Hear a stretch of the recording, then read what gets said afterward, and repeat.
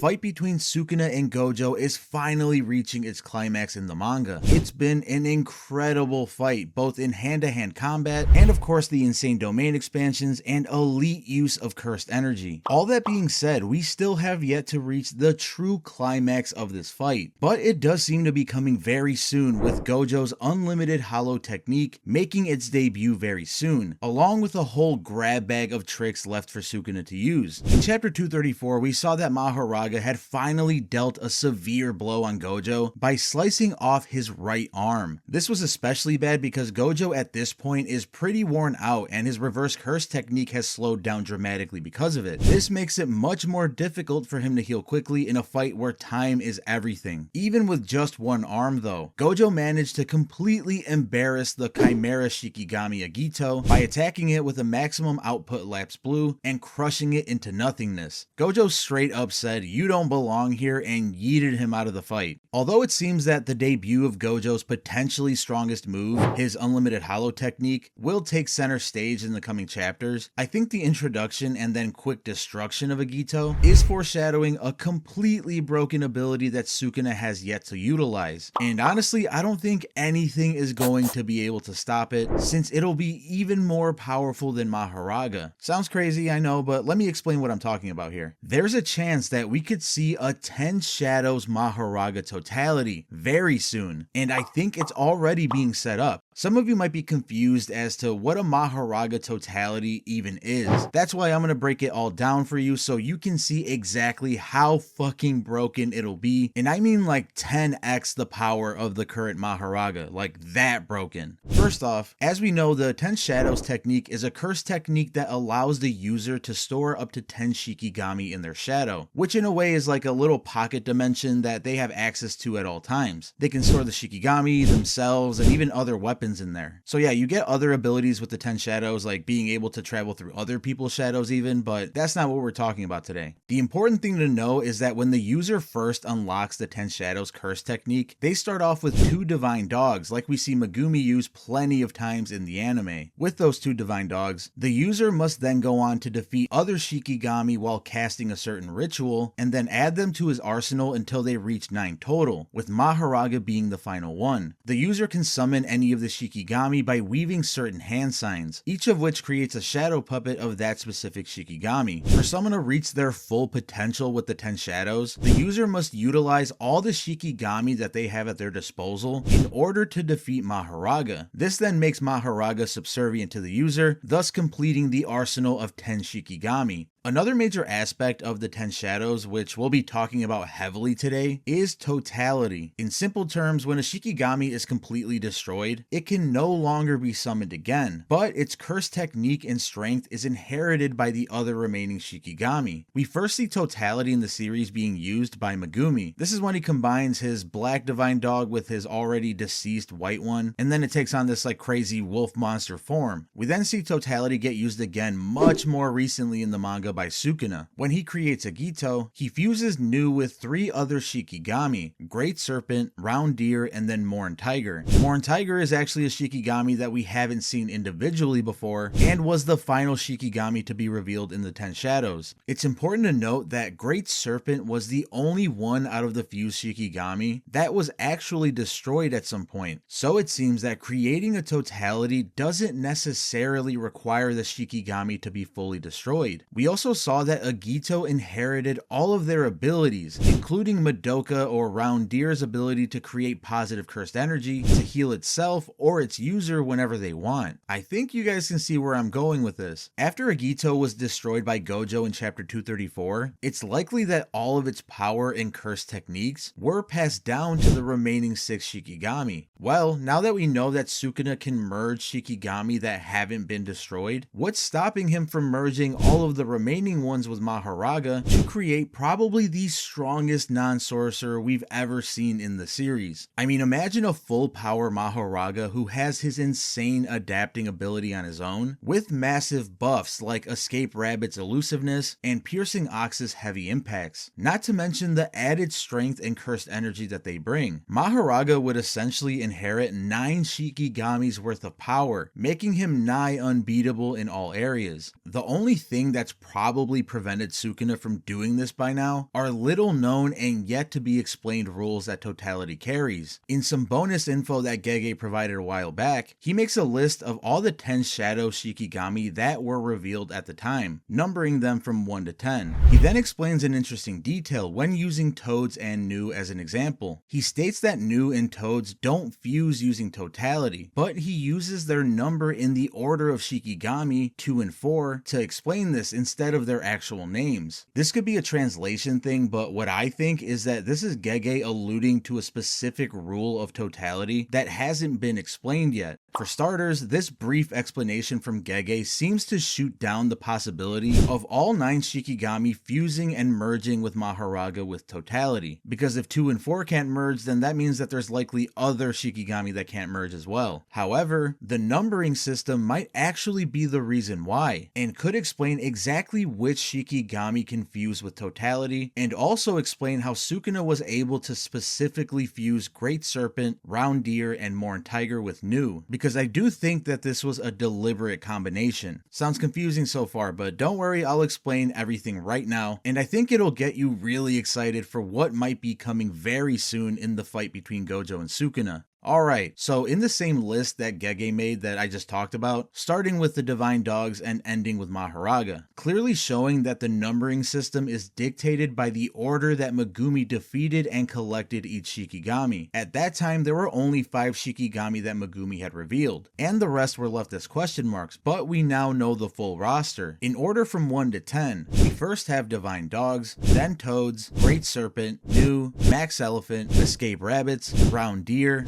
Piercing Ox, and now Morn Tiger rounding out 9 of them, with Mahoraga of course being the 10th. Okay, so this is where we have to put on our thinking caps and then a tinfoil hat on top of it, because things kind of get all over the place, but also very interesting. The main big rule that Gege provides us is that 2 and 4 specifically in the order cannot fuse using Totality when destroyed. We also now know that 3, 7, and 9 can be fused with number 4, since, Sukuna literally just did it with Agito. Notice that the numbers combined with Nu are all odd numbers, and Nu itself is an even number. So with that in mind, I think that one of the rules of Totality is that to fuse several Shikigami into one, like we saw with Agito, you have to start with one Shikigami as a base in the combination, and then fuse it with specific Shikigami depending on their number in the order. So for example, Nu is number 4. It's an even number in the order. So following this theory, if it can't fuse with other even numbers, it only fuses with odd numbered Shikigami. I think that's even why Sukuna used Nu specifically as the base for the fusion, because it's not like Nu's abilities were used in any way in the brief time that Agito was around. So as another example, if you wanted to use Max Elephant as a base for another Chimera Shikigami combination, you'd have to merge Max Elephant with the Totality of all odd numbered Shikigami. Now maybe there's restrictions specific to Nu and Toads that makes it so they specifically can't merge, because Gege also states that there are separate rules when Shikigami inherit other Shikigami, and that likely extends to all possible Shikigami combinations. So it still might be possible that Sukuna can do a fusion of Mahoraga with the Totality of all the other Shikigami regardless of their number in the order. I mean, if anyone can find a way around the rules, it's Sukuna after all, right?